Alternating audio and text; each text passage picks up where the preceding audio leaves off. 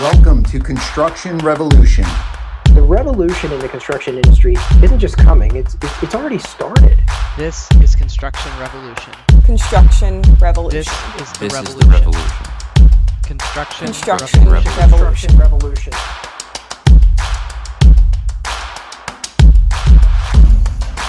This is Matthew Newberger, and you're now watching the Construction Revolution podcast, where we look at what will happen over the years ahead, as well as a look back on what's changed so that we can make the construction industry a better place for everybody. So today with me, I have very exciting guests.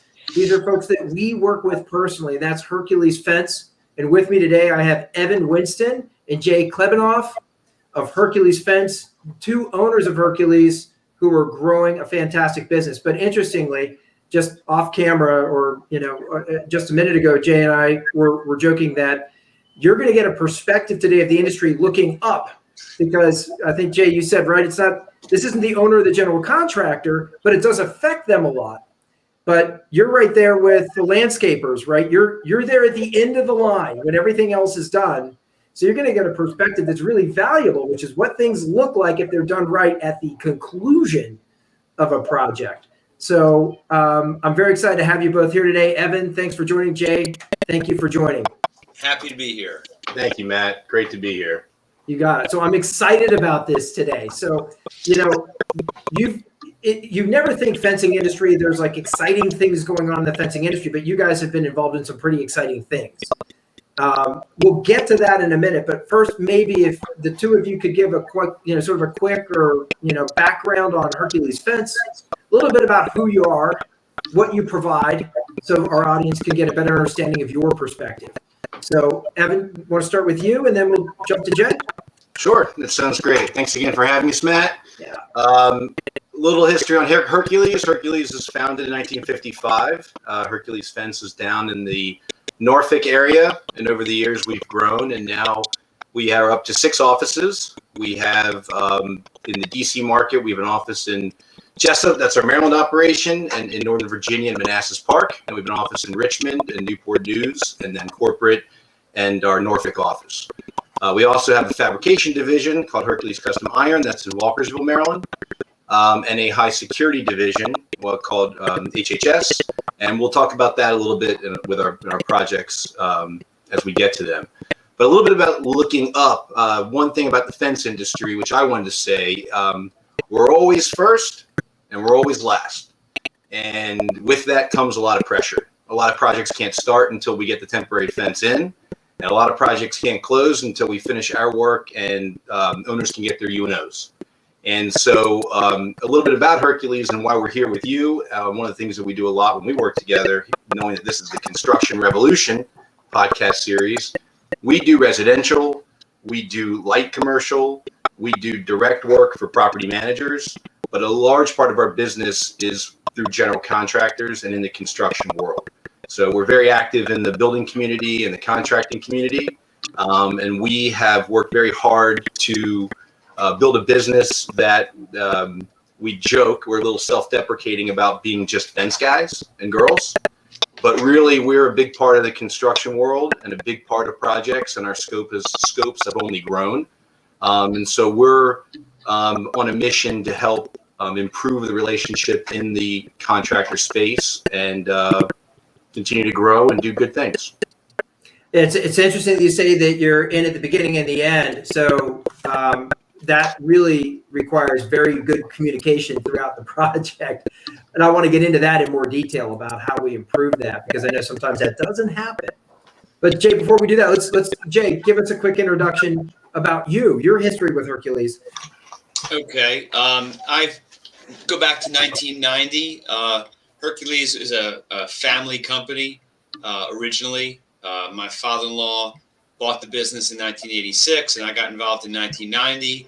And at that time, we had one location in Norfolk, and we had a big wholesale business as well as a install business. And as the Home Depots and Lowe's of the world started getting involved in supplying materials, we saw our wholesale business diminish. And so to combat that, we started expanding geographically because for those unfamiliar with Norfolk, Virginia, to our east is the ocean. So we were kind of limited in our radius.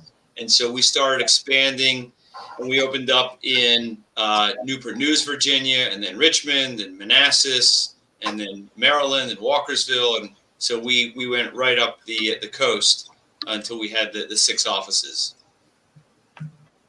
Really, really neat. One of the things that's interesting is so you saw an evolution coming a while ago, which is how wholesale fencing was being done, and made a pretty hard pivot from that. What's interesting, though, is you never came up with underwater fencing, which would have been a great option for you given your location. That didn't see a market there. We have actually done jobs in the water where our guys have had waders on, and we've been out at low tide, and it's not a very exciting part of the business, nor do our installers like it very much. So that was an easy decision. Right. Here's your wetsuit. Get to work. Right. So, right. Yeah, that makes sense. So thanks for that background. Tell us a little bit about where you see Hercules Fence heading in the near term, in the near future. Do you see the company evolving at all, growing, continue to expand your geography or your offerings? Evan, you want to? I'll take that. We definitely are in a growth mode. We are not, other branches and locations are certainly on the table. Through our high security division, we do a lot of travel jobs. We do work all over the country.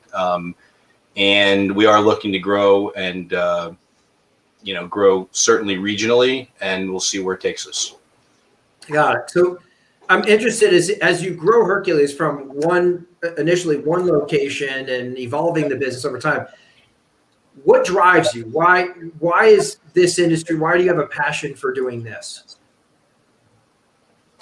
It's a very rewarding industry. With construction in general, you get to see the results of your efforts, your thinking, your planning, your salesmanship, the final product, and there's definitely a reward in that. And although many people might think, a fence is a pretty simple proposition, every job is like a puzzle. Every job has challenges. We're dealing with obstacles in the ground and above the ground, and there's so many moving parts.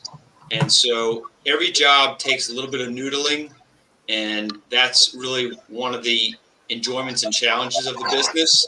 And then when you get into the whole high security area of the business, where you're dealing with pop-up bollards and wedge barriers and barrier arms, the complexity really elevates, and there's a lot of thought that goes into those projects. So it's challenging.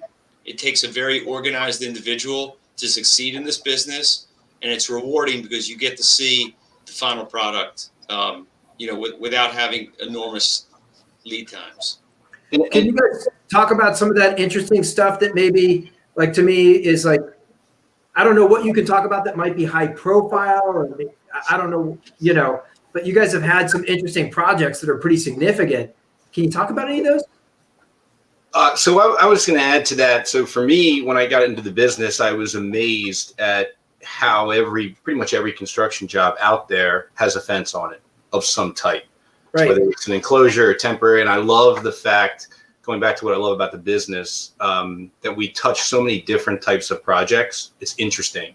It's neat. It's fun. You see all different types of, warehouses and military bases and just developments, and you have a real pulse on what's going on in your community and going on out there in the construction world.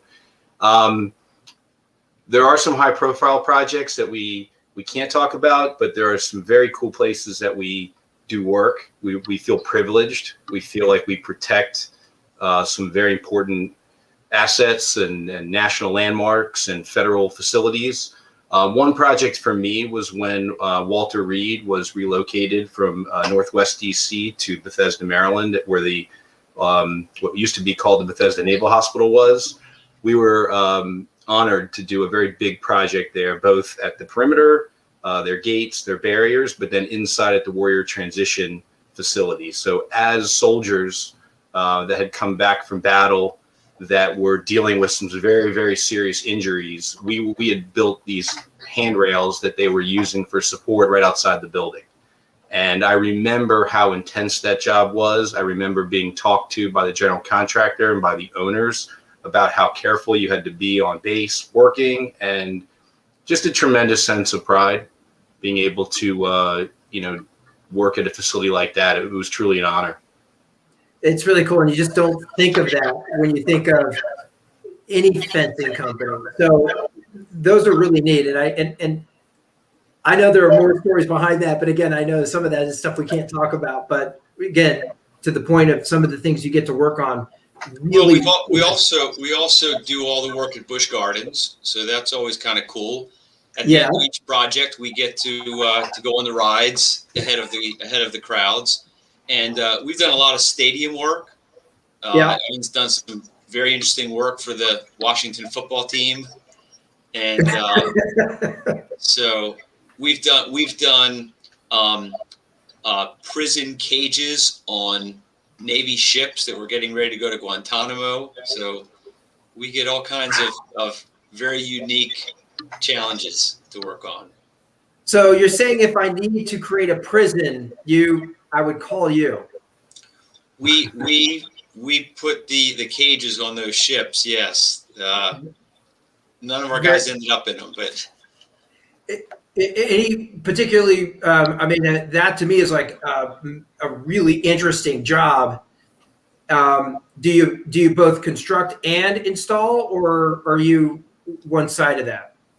Yeah, we constructed and installed. One of the things that we feel is differentiates us at Hercules is that we really pride ourselves on taking on complex projects.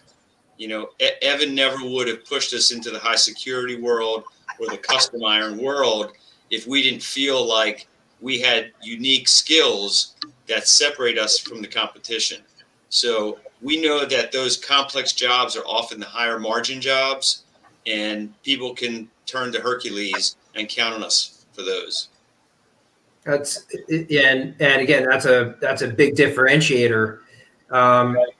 It kind of leads me to this question of it just your business philosophies. And, one of your philosophies is do more complex work because you can add more value based on the skill set of your company that it possesses. Let's talk just overall general business philosophies. And one thing that nobody watching this can ignore is the fact that I've got two decision makers on this call, right? On this podcast. How do you guys work together? Because there are lots of owners out there that are saying, I don't know how to do that. Or we don't get along, or whatever it is. How do you guys work together as partners? How do you divvy up responsibility? Who does what? Do you get along? Jay, you want to take that one? Well, I do want to say that I have had many less arguments with Evan over the years than I've had with my wife. And really? I have a great marriage. So wow. We respect each other. We value each other's input and abilities. We are like-minded in most of the things, most of the values that we impart into this business. And where we differ, we listen to each other. And I can honestly say that I can't ever think of a real extreme argument that we've had where, I walked away not wanting to talk to Evan, which has happened with my wife. Yeah, I would echo that. It's it's been 23 years. So I worked a couple years out of school, and then I was invited to work in this business. And I thought, kind of like I was saying before, really the fence business. And then I realized what the fence business was all about. I loved the hanging sign component to it, and the building, continuing to build a brand name. That was exciting to me. That's a real thrill to have the name get out there. But Jay and I started working really well together from the beginning. And I think really when there was an opportunity to grow, and grow with shared equity. And as we've grown our partnership and grown the company, our partnership has grown. So it's a great story. It's been a lot of trust and just openness, and it's been an amazing ride. We're very lucky. Well, there are a lot of people that are probably going to want to call you and ask questions. So we may give them a way to get in touch with you at the end of this. But what you guys have created as a partnership is rare and special. Is there any advice you would give to other business partners out there about just your philosophies on working with a partner? Mine would be, so Jay and I are like family, but this is, it started a family business and we're not in the same family. But I would say we're both completely authentic and honest. And so one would never do anything without sharing our drive, the reasoning or rationale for what we want. And we're very focused on talking about long-term, what our goals are. And so that alignment, which Neuberger has been helpful with, the word goal alignment, I think is something we all work on. And that would be my advice. Same page. One of the things we talk about a lot is same page. Jay, anything to add to that? Yeah, I think that it starts with listening, and it starts with respecting your partner and knowing that your partner is smart, has good ideas, has good instincts, and that you only are reinforcing each other, that you're only helping for those things that are confusing or challenging or where you need another voice. I know some people that say they don't like having partners. I love having a partner. I mean, we run this business, we have 6 managers, a manager at each one of our offices, and it's very collaborative. I mean, we'll throw things out and get input from everybody. This is not an autocratic business. So I think if you have that value system and you trust your partner and respect your partner and know that you're not always right, then I think you sublimate your ego, and it's to the benefit of the business for sure. Yeah. I'm getting trust and respect over and over again. If anyone's listening to this, one of the things that you should be asking is do you trust and respect the person that you're working with? How do you get there? And usually that's an alignment to Evan, to your point, it's an alignment. Are we aligned? But then how do we get to that place of trust and respect? I think it's, hopefully, someone hearing this and having a challenge might ask you, reach out to you and ask you how you might deal with the situation, because it's not easy. But one of the things I've noticed about both of you guys is you are good listeners. It's not, here's how we're going to do it. Let's figure out how we're going to do this, which is a much more inclusive practice. So being inclusive is a good, I think is a good rule of thumb for anybody that might be listening to this. Now, you also have some business philosophies. And I know one of the things that I really like, as I got to know the two of you and we were working together, you have this, you have a couple of things I'm wondering if you would be comfortable sharing a little bit more of your business philosophy around. And one is, we'll bid anything. But there are probably some rules around that. And then the other one, which is, we want to hang our signs. So even if it's a small project where somebody else might turn their nose up at it, we're interested in helping, even if it's something that seems too small. And could you guys elaborate on these philosophies a little bit? So for me, I spent the first few years of my career as a home builder, and I remember having to gather all the different trades together, rough-in and finaling, and just counting on other people and other companies to do their job and to do it well. And if every single sub of mine did their job really well, my job was easy. And that was never the case. And so coming into as a self-performing subcontractor, I thrived because I had no problem talking to general contractors. I knew that if I made their job easy, that they would like me. So I found that simple. So I have taken that and tried to get out there and audition our services for all different types of contractors. And I had mentioned before, we do work for property managers, light commercial, our residential business. Our mantra is, if we work for you, our goal is that you will call us again for your next project. It's that simple. And so we do what we say. We do the right thing. We don't cheat on materials. We don't play any games. We tell it like it is. And I think it kind of goes back to the partnership that Jay and I have enjoyed. That's just who we are in life, and that's who we are in business. And so we lead that way to our teams and our people. And so if everyone's just always staying in their lane and doing what they're supposed to do and doing the right thing, it works.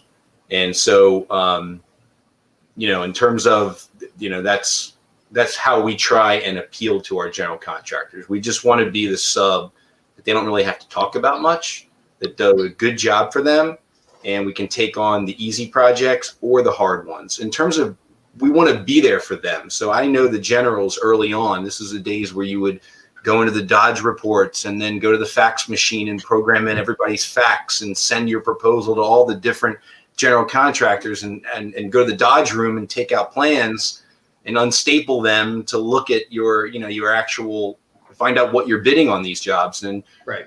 we wanted to post. We wanted to get out in front of all the general contractors because they counted on us. They wanted to make sure they could get a fence number on bid day for whatever they were bidding. And so that's sort of a little bit of where we'll bid anything. We just want to be there to service our clientele that has grown over the years to depend on us. That's interesting, because what I'm hearing is, and Jay, I want to hear from you on this too, but not to interrupt the thought you might have. It seems to me, Evan, like you understand the pain of a GC, and it's sort of like this. I don't ever want anyone to experience that pain I experienced as a home builder, because it's awful, right? And it's not necessary. So it's actually coming from a place of personal experience. It's not just something you came up with as an idea. It has, and I don't want to get too sidetracked here, but now I see it from the other side as well. And so as we've grown and as the construction industry has evolved, I can get equally frustrated with general contractors and the general contracting world, because I've seen it for a while as a sub, and I also experienced it for a few years as a general. So I don't want to get ahead of you, Matt, with what you might want to get to. You're going right there, but it's funny. I so want to use the pun that now you're seeing things from the other side of the fence, but it just seems too cheap and easy, so I won't use it. But what did you learn about yourself looking back as a general contractor after seeing it from a subcontractor's point of view? That I could never be an expert in all trades. I needed to rely on my subs to not tell me exactly what they're going to do and how things need to happen. But if I could go rip apart a set of plans and understand everybody's trade as well as them, I'd probably be doing something different. And I'd be famous for being super smart. So it's a partnership. We need the expertise as a general, you need the expertise of your subcontractors. You need honest subcontractors. You need them to do what they're going to say they're going to do. And you're not going to do every general contractor's all their jobs. That's silly. But our goal is to try and get in there and just do our thing and be a trustworthy partner. That's how we approach it. I like the thing that sticks out to me before going to Jay is that you've got to decide whether you want to be an expert in everything or you want to build around you a group of experts, and experts you can trust, right? And trust is a big word in construction. It's a big word in life, but a lot of people throw the term partner around very easily, right? Let's be partners. Well, I don't know you. How do I know I want to be your partner, right? Have I dealt with you in a situation where things were really difficult and you had to step up? Because that's where trust comes from. But I like the perspective you've been on both sides of it, because you can really say, I could see how on either side I could be wrong or not see the full picture. You only get that with a partner who helps you see the full picture. But Right. but Jay, to you, same question. Anything else you would add to why bid everything? And I know there's some exceptions to that. Obviously, bid everything is general term, but then also, why do we want to have we'll do something small because we want our name to be out there. Any additional philosophies as to why those rules exist in your organization? Well, it's a percentage game. You're not going to win 100% of the jobs that you bid. And so you increase the potential for sales, the sales volume, if you're bidding everything that comes across. Now, we say that there are projects where maybe it's a customer we've dealt with before that we didn't feel respected us, and we didn't feel wanted us to make any money on a job. So, but we don't want, especially in a 6-person business, we don't want our salespeople, by and large, making that decision that they're going to bid what they want to bid. We want the ethos to be that we bid everything. It's a real exception if you're going to go to your manager and say, "Hey, I'm not sure I want to bid this." That's at the GM level to make that decision. We want the philosophy to be that we bid everything, that our customers can count on Hercules to provide a price, and that we've got the capabilities to handle the most complex projects. So that kind of leads me into a follow-on question, which is, what is it that you want the market to say about you? Now, I realize the market is comprised of, in general terms, commercial, residential, custom iron, high security. But it sounds to me like one of the things you're saying is we want the market to say we're easy to work with, and we're going to do our best to help you, even if that means we're going to give you a little free consulting. Is that? And I don't mean that in a bad way. I mean, we're more concerned about helping you than figuring out what we get out of it first. Yeah, no, the goal is to get 10s in everything that customers would want to grade us on. That we want people to come away feeling like that is a solid company. They communicate with me. They know their stuff. They do what they say they're going to do. If there's issues, they don't run away from them. And I would feel completely comfortable recommending them to somebody else. I like it. Evan, anything you would add to that? No, I thought that's perfect. I thought that was right on the mark. We want to be the easiest company to work with based on how you define it, but we're going to make it very easy for you to get into the project with us. And unless you're somebody that wants us to lose, you want us to lose money, you want us to somehow hurt the company, we'll be here to help you. It's kind of the message. We've all had that experience. You have work done at your house or whatever, and you meet somebody in one of the trades, and they just really impress you. They're nice, they're friendly, they know what they're talking about, and you can feel yourself like sighing as you're talking to them, like, oh, I can relax a little bit. These folks know what they're doing. And then you award them the job, and they communicate with you, and they let you know what their schedule is, and then they come out and they do the job, they do it well. And if you have any issues with them, you can get them on the phone, and they come back and they take care of them. And we've all had that experience. So we know what it is to provide really good service, and that's what we want. It's not complicated. That's what we want.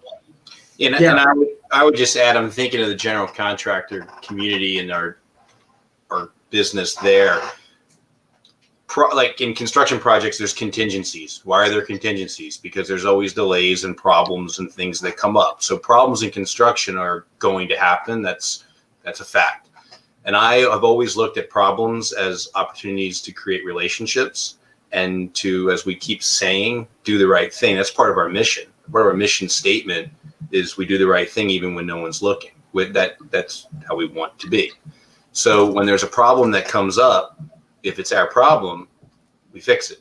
And we like to do that openly and figure out the solution and own our mistakes. If it's not our problem, and we like to have a conversation with the general contractor and work it out. If it's another subs, we just like to be proactive and not reactive. And when there is an issue, work to get it resolved. And I think that's where real relationships are forged in the business. If there's a complaint I hear, it's in that handoff between who's responsible for that part. And by being responsive, in other words, if somebody has to complete work before you can do your work, or make space available for you to do your work, and they haven't done it, and now they're asking you to make the space available by moving things around or things like that, that's where true partners show up, and companies that are more focused on maybe the bottom line, which is also important, but not at the expense of the relationship, can be a big difference maker. Doing what you said you were going to do when you said you were going to do it. There's this, it reminds me of this quote. I don't know if you guys, if you've ever read the book, The Four Agreements. It's a great book if you haven't read it. But you're kind of living by this philosophy in the book is be impeccable with your word. And what I hear is be impeccable with your word. Right. That's a good way to put it. And it's not easy. It's hard to give people news they don't want to hear, and some of our people struggle with that more than others. But you have to do it. You have to get it. You have to discuss and communicate and let people know what's going on, even if it's not good news. Because at the end of the day, I can't tell you how many times over the past 32 years I've heard you guys weren't able to get out to the job when we needed you. But the worst thing is that, no one called me. So we don't want that. We want to prevent that. We encourage our people, pick up the phone, make the call, tell them the news, even if it's not good, especially in this environment where lead times on materials are really elongated. We have to tell people the truth. So that's who we want to be. So they can count on you to give them time to react rather than not hearing from you and wondering. Right. Which is it is a huge issue in the construction industry. And for a lot of different reasons, people are just afraid to have that conversation because it's uncomfortable. They want to pass the buck. They don't know who should make the call. They don't think it's their fault. In a different podcast, we were talking to the American Wood Council, and they were talking about everything that goes into getting a piece of lumber somewhere. And it may not be your fault, but you do have to communicate what you know to your business partners. Right. Whether you like it or not. Right. Especially in this market. Yeah. That could not be more true. Tell me more. What do you see when you say that? The obvious, and I don't know exactly when this is going to air, but we're, in the summer of 2021, we all couldn't wait to get out of 2020. And here we are in in my career has been the hardest year we've ever had. And I was heavy in the business for the Great Recession. This time business is booming, which is great, but the labor market's incredibly difficult. And with getting people both in the office and in the field to service the work that we have, and to get the materials to get the work done. I mean, we have lead times have doubled and tripled, and you have mills that are quoting steel and they're not good they're good for 24 hours. And so there's a trickle down effect. Obviously, we price the work to generals, the generals price the work to the owners, developers, and some projects are getting put on hold. So there's excitement and optimism, and I am a glass full type guy. I know Jay is as well, but there's also concern at the same time in this current marketplace. So it's been stressful. Everyone's having to work harder just to get through the projects we have. Well, but I think it's important that you talk about this, and the follow-on question, which we were going to, and you went right there, is what's going on in the industry right now? What are you seeing? And, it's interesting. One of the things we talked about with this other materials, lumber and mills and everything is this same problem. I think by getting a better understanding, again, you guys are at the end of the process. You're there at the beginning and at the end.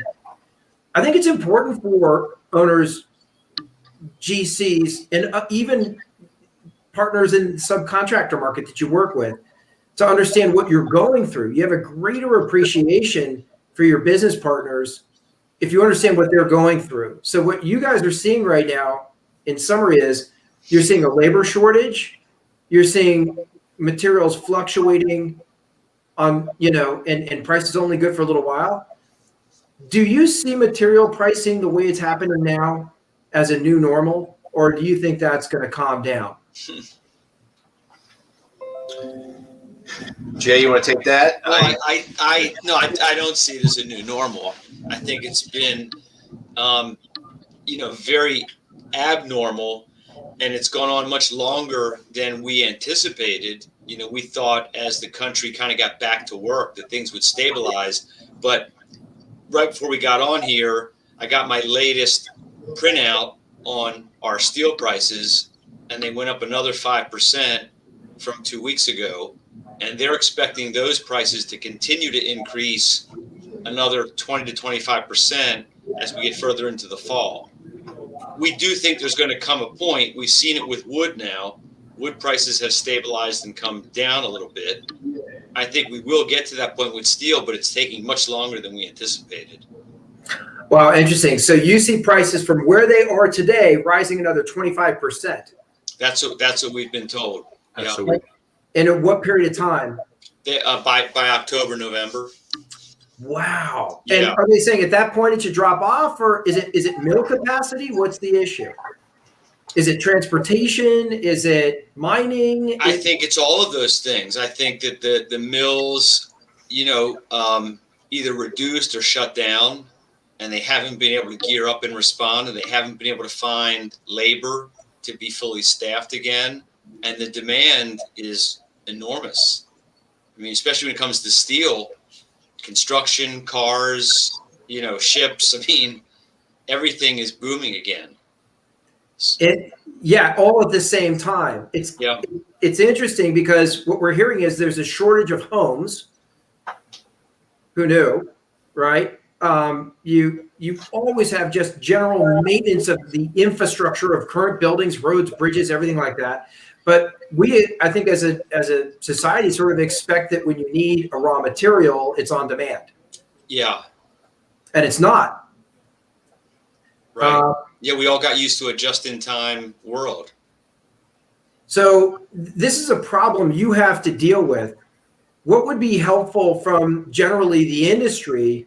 Meaning, again, I think we talked about the bulk of revenue coming from the general contractors, but certainly a homeowner who wants a fence, or a university that wants to put in a new fence or fence a construction project and then ultimately put in a new fence. What kind of lead time do you need from them? How do they need to be thinking about how pricing is going to work with you? Yeah. I mean, we talked about the wide variety of clientele that we serve. And so in our business, and again, it goes back to what I feel makes the business exciting, is there's a wide variety of product, from vinyl to PVC vinyl to chain link to wood to ornamental, so steel and aluminum. So you got it all. You got a lot of different products there. I would say it's really managing the risk of the project for whoever's buying, and then the need for when you need that product installed. So if you have a contract, you're under contract, I'd buy right away. I would lock in and cut your losses. I think if you're playing this market, it's dangerous. When someone says to us, we'd like to write you a contract for a very large project, but it's not going to go until the summer of 2022. Our suggestion is, let's get shop drawings going. Let's get approval. Let's store the material. Let's get it locked in, because we don't know. We do know it's going to go up. We probably will stabilize. Maybe it will take a year before numbers come down again, and maybe they won't ever come down. Nobody knows that answer. So you go to Vegas, you can really go anywhere these days. Roll the dice. You don't have to go there anymore. But I think that if you're managing risk, my advice would be communicate early, heavily, put it all out there, and buy. Let's all secure, so nobody wants to, play Russian roulette with a big steel order, and then you're going to need it all of a sudden. It's become a big stress. You might not be able to get the materials in time. And talk to us a little bit about labor. And you talked a little bit about, the bigger challenge now is the labor market. Whereas in 2008, it was there enough work? Now it's a little bit of the work is there. The question is, one, are the materials available and at what price, which we talked about. But another part of that equation is what do general contractors or people wanting a fence, what do they have to think about in terms of it's not on demand anymore? How long should it take to install something, assuming the materials are available?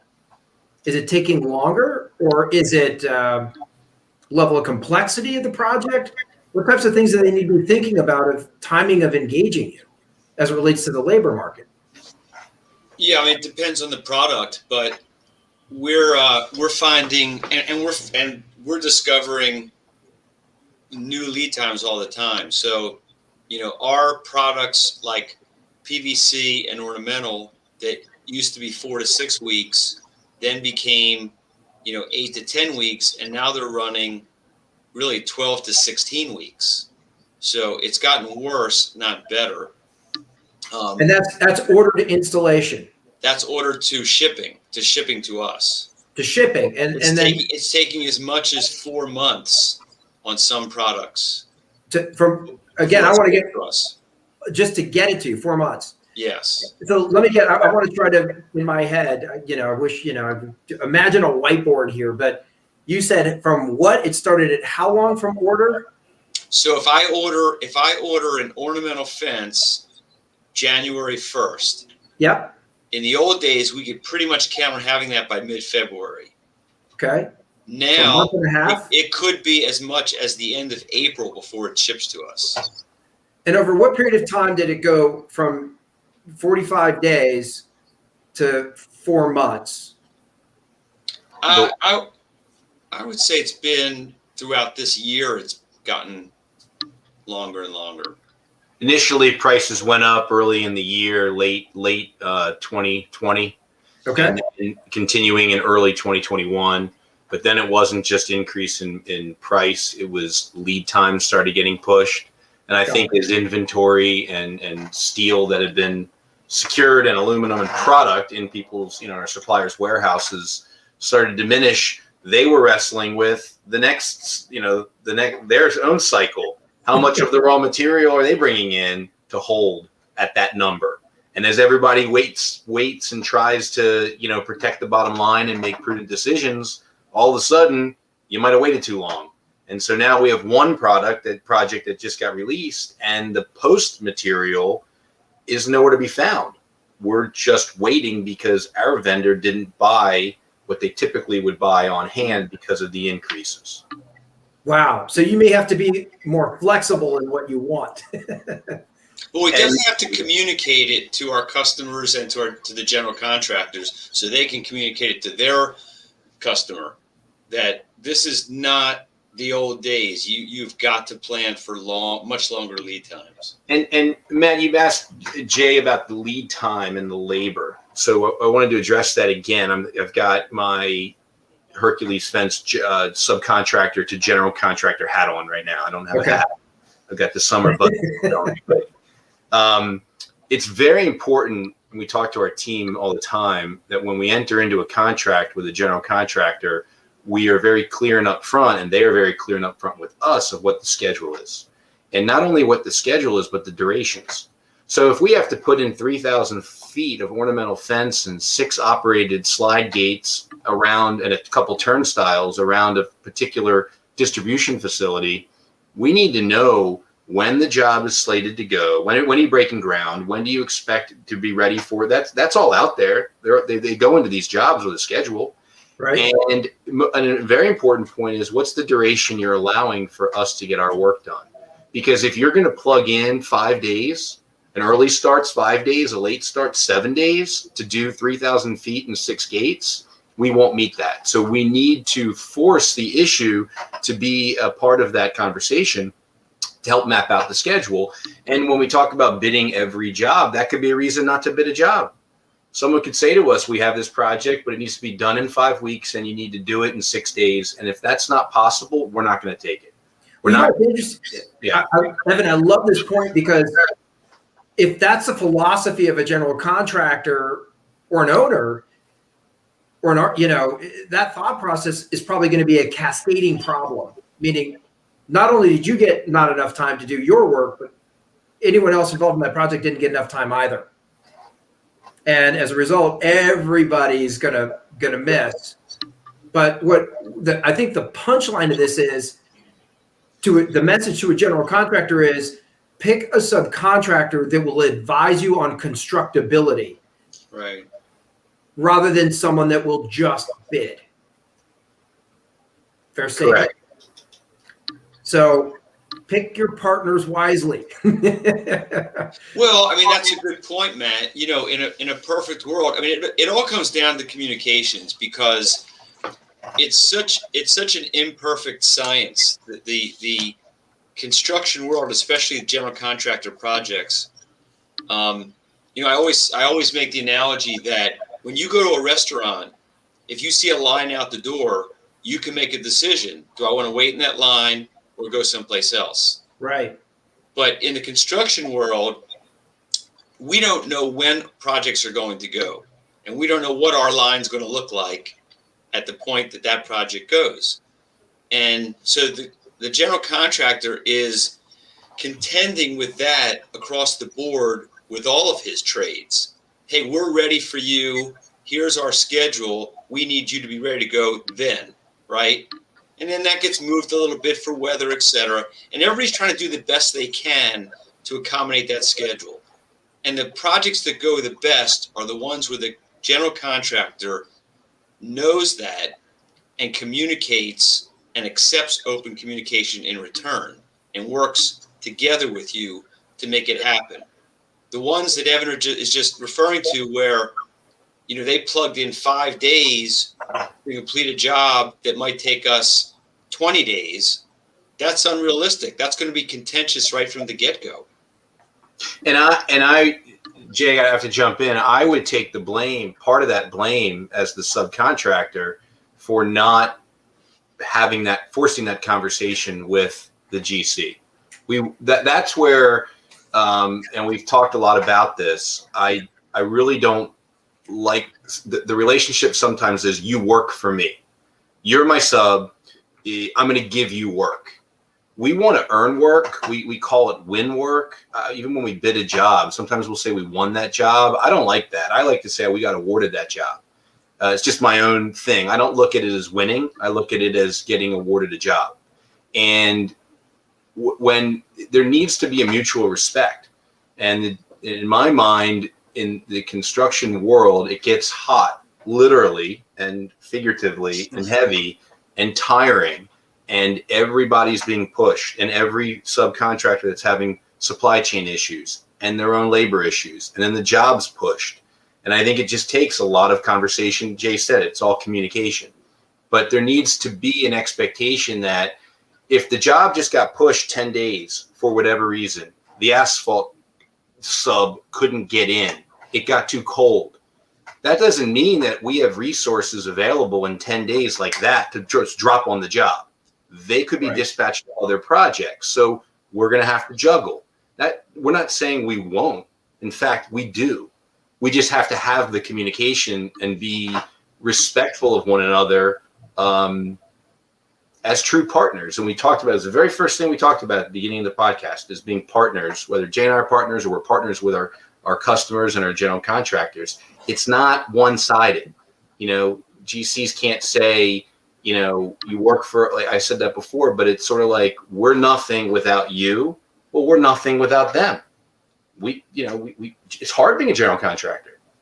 I get that, and we get that. So, you know, just in terms of making an impact on our own teams and in the construction trade in general, part of the associations that we're a part of, whether it's the general contractor groups we belong to, the subcontractor groups that we belong to, we just think it's, I feel a personal mission to try and make it better, and just try. That's why I was so willing to come on here and talk to you about it, because it's easy. It's easy to talk about, because if everybody would just be respectful of what the other company is doing and why, and that means Hercules be respectful of general contractors as well, then it's just a much better relationship, and we all would have more fun doing what we're doing. Well, it's interesting, Evan, as I'm listening to both of you talk, your philosophies about being business partners together at Hercules is the same line you're using for how you want to be a partner with a general contractor. It really is no different.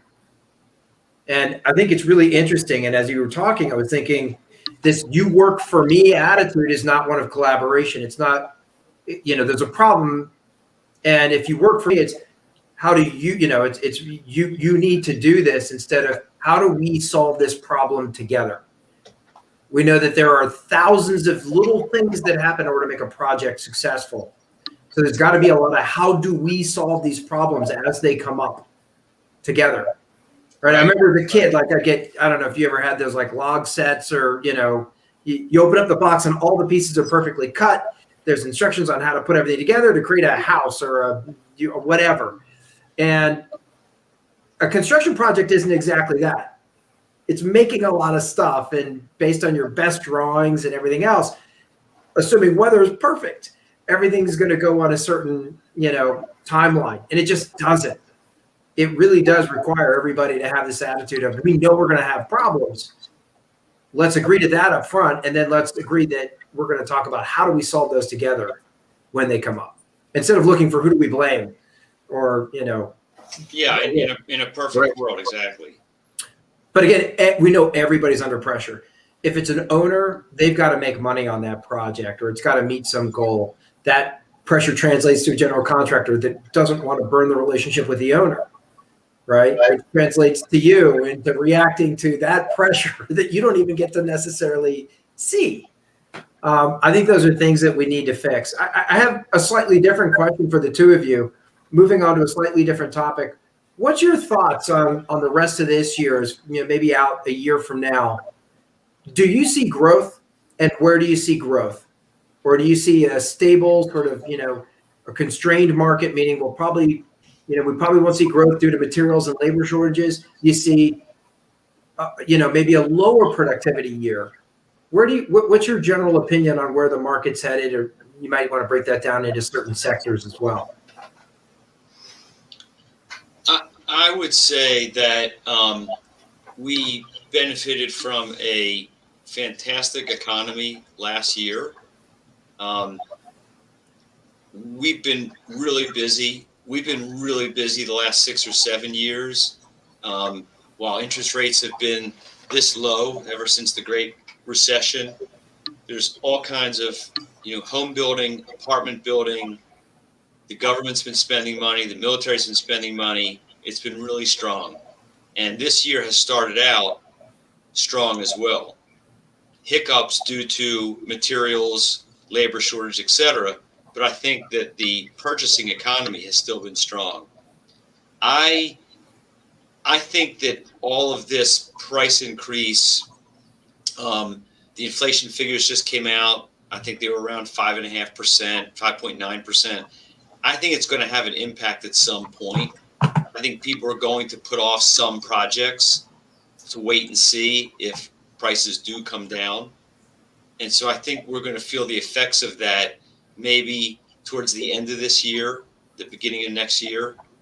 I don't think that's going to be long lasting, but I do think there's going to be some kind of a percentage pullback in, starting projects while people are waiting to see if prices stabilize. Interesting. So a little bit of fear out there just based on the unpredictability of whether they can make the project a success. I mean, it's the practicality of construction. If you have a project that is postponable, why would you build it now while steel is at an all-time high? Right. And everything. Unless you're thinking it's going to continue to go up and stay there, in which case now you have a time value equation you've got to deal with, which is if I wait, 2 years, am I going to miss the opportunity altogether? Yeah, I mean, it's classic economics. I think that prices rise to the point where demand starts to fall at some point. And we haven't really seen it manifest itself heavily, but I think we're going to start to see that point. Evan, you agree? I do. I agree with all of that. I do think we're fortunate. I've talked about a lot about our different product and our different clients, and we're pretty well diversified. So I think we do a lot of government work, and we're lucky for that. So I think the government's going to continue to spend the infrastructure work, the highways, the bridges, all of that is work for us. I know Amazon in Northern Virginia is a big deal, and there's a lot of cranes in the air. And I think with housing being shortages in housing, I think that's going to continue to boom. And we're lucky. A lot of our offices are in very strong markets. So hopefully a combination of some stimulus work, that the jobs that are on hold and the issues with the pricing only stabilizes. But I feel pretty optimistic that we'll stay in a growth mode. We're certainly setting out for that anyhow over the next 5 years. And Evan, it's funny that you mentioned the Dodge report earlier. You probably can't see this, but at the very bottom there, you can see what this is. And I'm just going through this research report now, which is talking about a mid-year outlook of the construction industry and some of the sector rotation we're going to see in terms of multifamily versus warehouse. But you guys are in a very special and unique market. So what you're seeing is unique in that there is a lot more government work than what you might find in Kentucky, as an example. Right. So I have two sort of questions I want to hit before we wrap up. And the question number one is, what's the biggest problem you're facing right now? And it might be an extension of our conversation around labor shortage, materials. It might be labor law. It might be finding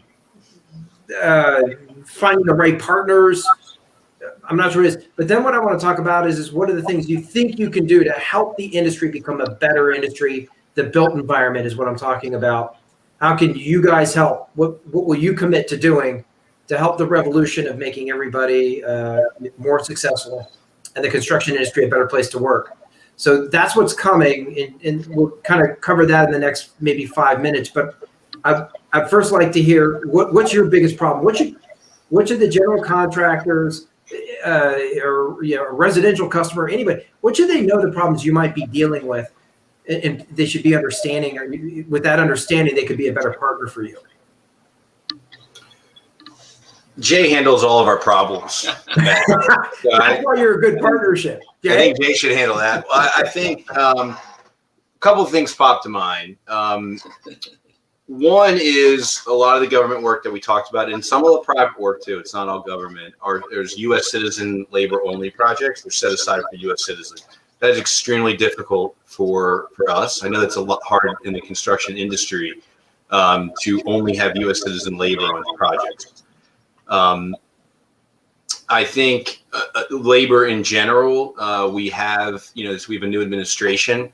The rules are changing and the enforcement's changing from DOL and some of our government projects. We're learning what some interpretations of what a fence installer is to be paid at. That has been it's not anything that should be taboo. That's part of business. We have to take a set of contract specifications and the wage scale and go after these projects and bid them responsibly and then pay the way the wage scale determines. And there's always been a gray area in our trade. It's not clearly defined, and you'll see it. You'll see some jobs tell you, literally, the contracting officer will tell you how to pay it in one job, and it completely contradicts what they're telling you in the other. We're now finding out some new information, which is very beneficial. It's not great timing on some jobs that we already have under contract, but it's beneficial because we do feel our mantra, our creed, our mission is to just be honest, authentic, and do the right thing. So with that, we're taking this information and we're doing the right thing. We're paying the way we're being told we need to pay. And that's that. And we're doing our best to educate the AFA, the American Fence Association, and others that we compete with. Hey, this doesn't have to be this burdensome, troubling topic if everybody's playing by the same rules and they know what those rules are. So anyone that's listening to this that's in the government contracting space would understand that and would know that that's been a challenge. But I do believe we've crossed that hurdle. We now know the rules of engagement, and we're working hard to just bid jobs responsibly and bring in the right labor force that can get them done. So that's one challenge, and just getting people. I always say, fence installers don't grow on trees. Not a lot of people will grow up and want to do that when they get into vocational schools and in construction, which we're very active in the ABC. I think it's great how much training is out there. But, you grow up, you want to be a carpenter, you want to be a plumber, an electrician, or different, maybe more glamorous skill sets in the construction industry. And we're out trying to make sure people know what we do. That it is exciting and that there are different facets to what we do and cool places that we work, and trying to build, a little bit of more, just make our industry more well-known out there to attract good talent. And a lot of that is on us to then cultivate that talent, retain that talent, train that talent, and motivate that talent to stay within our company. So labor in general is probably our biggest issue. Everyone's got the material issue. We're all on the same page with that. And everyone, of course, has the same labor shortage issue. But I believe we can control the labor better than we can the material, because a lot of that is how we are as a company and what we do about it. Yeah, and you've got to have a voice out there and letting people know, how many people look at a fence and have no idea how that whole thing came together.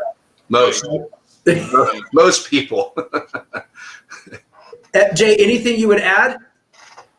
Well, I don't know if you want me to get political on this, but Your choice.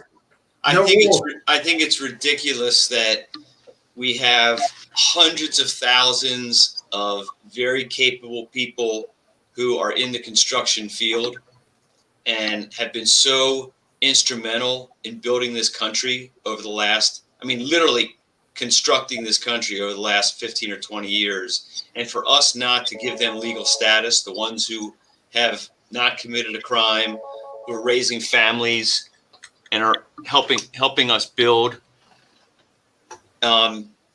it's ridiculous. And we all in the construction business have a terrible problem with labor shortage.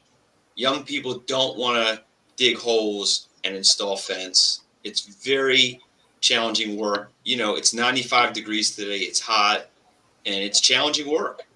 And we've got a class of people that do want to do that work and are good at it. And for us to keep them as illegals is ridiculous.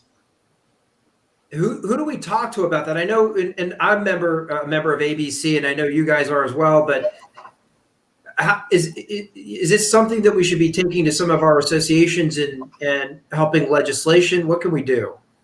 That would be the place to start. Yeah, it's a huge political animal, Matt. The suspicion is that if we give them legal status and give them the right to vote, they're going to vote as Democrats. And so that's why there's, this fear of making them legal. So I don't know if you give them legal work status and they don't have the right to vote. I don't know. But, they're there. They're there. They've been here. They're hard workers. We can't hire any of them as employees, which is ridiculous. Right. And it's not that there's another option in a lot of cases, if I'm hearing you right. There's an option. We're muddling through it, but it certainly impedes our growth. We could probably hire 25 fence installers tomorrow across all of our offices and put them right to work. And that's somebody that right now may not have anything to do. If we could find enough people interested in doing it. Yeah. But we can't hire anybody who is not legal in this country. So those people they work in trades, building homes, they work in fields where they're not going to be asked to produce, a work card. They're here in this country and they are working in construction. We can't hire them. And I imagine that then affects and impacts everybody you work with. In other words, the general contractor who needs you on site, your flexibility to change days. your ability to provide a competitive price. I mean, that guy that didn't plan appropriately for the 3,000 feet of fence and thinks that we're going to bring a crew of 12 people out there to make it happen, and we can only put 6 people out there. Well, the other 6 are out there somewhere. They want to work. We can't hire them. Right. That's a big problem in the industry as we kind of turn to this and what you want to fix. What if we were to fast forward 5 or even 10 years from now as to what Hercules would contribute to making the built environment a better place, working with general contractors, owners, to making that better. Would that be one of the things that you would lobby for? Oh my gosh, that'd be a huge sea change if that could ever get passed. Yep. There's 11 million illegal aliens in this country. I would say of the 11 million, there's probably 500,000, just a guess, maybe more, that work in construction, who are all illegal. None of us who work on government facilities or your local school, or none of us can hire them. So that would be one thing you want to help change. It'd be a huge improvement. Yeah. You know what I like too is again, if one of the big problems we have in this country is underemployment or lack of employment creates more stress on the system. So not only are you giving somebody something to do that's meaningful, but you're also potentially preventing problems that we then have to deal with in the economy. So it seems like a worthwhile cause. What else would you want to change or be a part of changing? Well, the only thing I would say that has changed, and I hope it continues, is that it seems like the new breed of project managers and superintendents that work for the general contractors are much less antagonistic than the old guard, much more open to communicating, much more accepting that we're professionals and we know what we're doing, and open to listening. And that's been a huge improvement versus 30 years ago when I got in the business, and you had that old guard that just, was autocratic and felt like, we were trying to get away with something and we didn't know anything. And so I think that's been a really nice improvement, and I think that will continue. And am I hearing that's something that you'll continue to essentially make it easy to work with those individuals to elevate communication so that the project goes smoother? Yes. Got it. What else? I mean, again, 5 or 10 years from now, a lot can happen. One of the things that I see you want to do is you want to make sure that you're building partnerships with the people that you're working with, and you really want to create a transformation and building that level of trust, which is how do we figure this out together rather than how do you fix this? But how do you do that? Do you change the conversation? Do you change the narrative? Especially, again, because you have a lot of work with general contractors. How do you fix it there? What would you commit to a general contractor to make their job easier, to make the project overall a more success? So I would say during the bid phase, that open communication, and talking about the schedule and talking about what have we all seen as problems on this type of job, or on a job that starts digging holes in the end of December, early January, and then it snows and then it freezes, just anticipating what probably will happen or what could happen and addressing that. Contractors being open to contracts that are mutually beneficial. The contracts protect both parties and really govern what we do. How many times, look at the contract, it's in the contract, it's in your contract, it's in your contract. It's sort of like, let's sign the sub up and stick the sub for everything, versus what should the sub really own, and what should another trade own, and what should the GC own. So I think just, it's nice to hear Jay's, perception. I don't think we've specifically talked about that the you feel the new guard that the current, the trend in the construction industry that you're seeing with GCs is that of a more communicative nature, that's more open. That's great. That's sort of, I see that a little bit too. Then I stop and think about it. I think tough times create relationships. As I mentioned early on, we're in a tough time. So we know our GCs better. They know who they can count on. They know who told them what the lead time was and who stood by them and updated them weekly or went in and talked to the owner for them or whatever it was. Hopefully these difficult times will create, more trust and more bonds that will help the jobs in the future. So what I'm hearing is you're willing to invest in getting to understand your business partners, your general contractors as an example, their business, their pains, what they're dealing with, make sure they understand yours, and through that communication, create a better project outcome rather than just throwing bids on the street. 100%, yes. That is and again, I know general contractors and other trades understand this as well. Going to networking events, building those relationships, that's thousands of hours. And you can't do it electronically, right? That's a commitment to your market. And I think a lot of times we all forget about that, but this is a good reminder that, there's a significant investment of time to build that level of trust so that project can be, no one ever prices that in, right? But it's a significant amount of your time. So the fact that you're willing to commit to doing that is huge. Jay, what do you think? Anything else that Hercules might commit to aside from being in the market, obviously building that trust, understanding your business partners and their businesses and what's affecting them, getting to them quickly with information that they need to know, even though they may not be happy to know it. Right.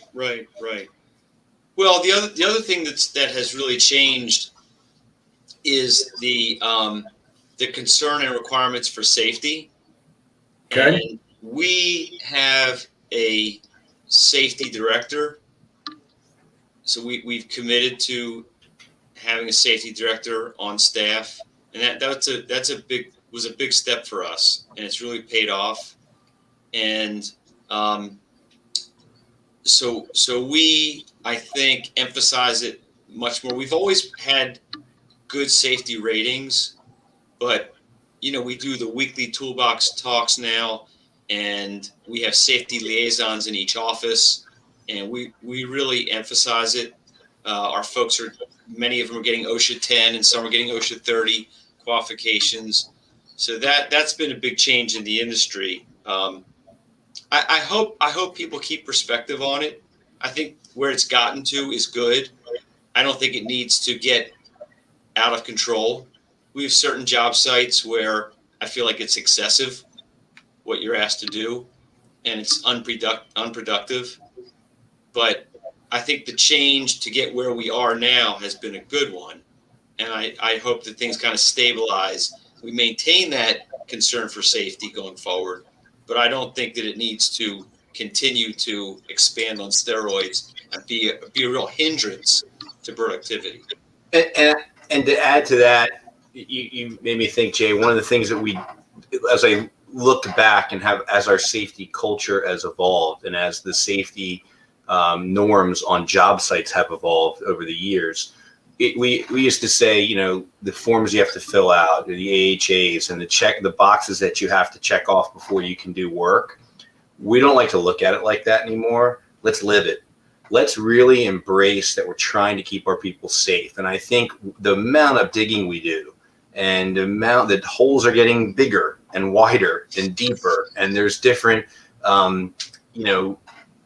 products that we're installing that are, we're in confinement requirements and size and benching some of our excavations. We're seeing more, we're open to more, which helps us learn and apply that knowledge sort of to our general safety program and our culture. And so we're no longer just box checking what we need to get on jobs. We are embracing being safe, get everybody home safely to their families. And we really stress this, especially during COVID, with having to wear the face coverings in 100-degree heat and humidity, and giving our teams what they need in the field and the resources and the breaks, and making sure we were working safe is always number one. And so we really have adopted that. And I think that's one of the ways we've helped retain people. They believe that that's how we are as a company and they want to work for us. And it's also an easier way to be, because then you're not faking it. It's just who you are as a team, as a company. You know, one of the things I'm hearing is that the value add you can bring is safety, not only the embracing of safety, but also perspective on safety. And that is incredibly valuable and something that you can't just say it's not my responsibility, or I did my part, but you didn't do your part. And I think, you know, that just goes beyond the financial success of a project. Was it done on time? Was it done on budget? To really every project you're thinking about making sure everybody gets home safely and that your partners understand how to help in that process. And I think that's probably one of the most significant and important commitments you can make as to what's going to change in the next 5 and 10 years, which is increasingly managing that standard with your partners, right? So that's a lot. We've had a full schedule. We've talked about everything from legislation. We've talked about philosophies and belief systems with employees. We've talked about where we think the industry is going to go. I've got 2 pages of notes here. But what I know is you should never, as a general contractor, say you work for me to any subcontractor.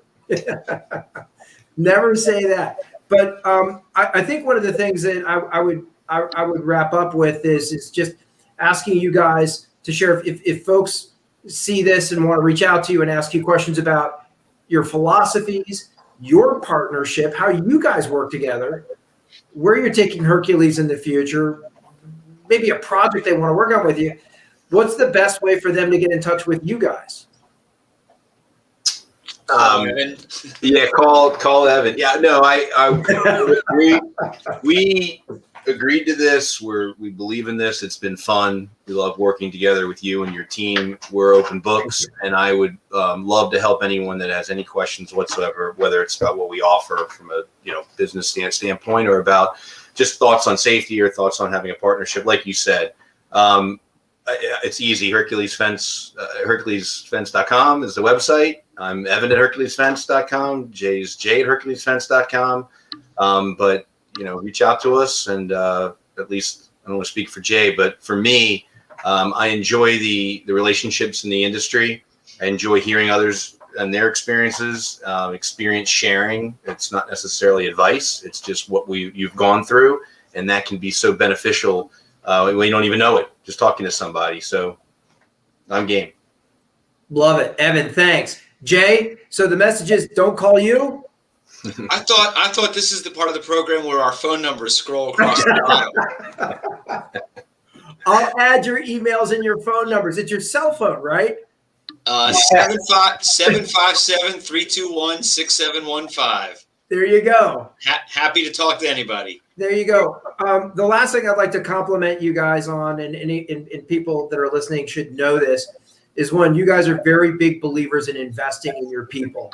And I think for anyone thinking they're going to be a significant contributor to the construction industry and the built environment in the next 5 to 10 years, you have to believe in that. But more importantly, you guys walk the walk. When you talk about partnership, you've displayed it today in full living color. It's not just something that you say. One of the things that I really appreciate about the two of you is you live it every day. Relationships and partnerships and over communication is a way of life for you guys. It's not something you say to attract business. So I hope that people will reach out to you, that maybe they want some experience. They want to hear how you do that, so that they can make the industry better. I hope they'll reach out to you and get to know you, because you guys are exceptional in the industry. So I want to thank you for being part of the Construction Revolution, part of the podcast. And I look forward to maybe doing another one of these with you guys in the future as things change yet again in the construction industry. So thank you both, gentlemen. Thank you, Matt. Thank you. Very enjoyable. Pleasure. Yep.